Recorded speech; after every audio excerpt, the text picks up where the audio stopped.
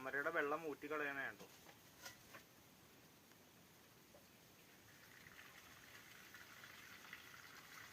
അതിൽ നിന്ന് ഉണ്ടാവുന്ന വെള്ളമാണ് കാണുന്നത്.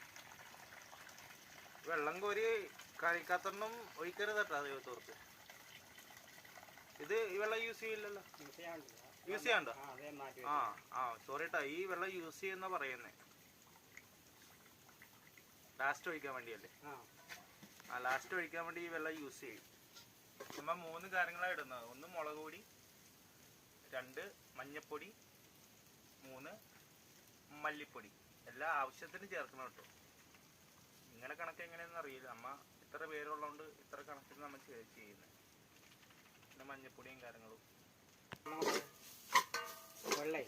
ആവശ്യം. ഇനി ഇതിൻ്റെ ബാക്കി വന്ന വെള്ളം നമ്മൾ ഇതിൽ ഒഴിച്ചിട്ട് അതൊന്ന് താളിക്കുകയും കാര്യങ്ങളെല്ലാം ചെയ്ത് കൊടുക്കുന്നു. പിന്നെ തൊമര തട്ടിയിട്ട് ഇതിനുള്ളിലോട്ട് ഇതാണ് തൊമര. ലാസ്റ്റ് ഇത് മൊത്തം ഇളക്കി മറിച്ചിട്ട്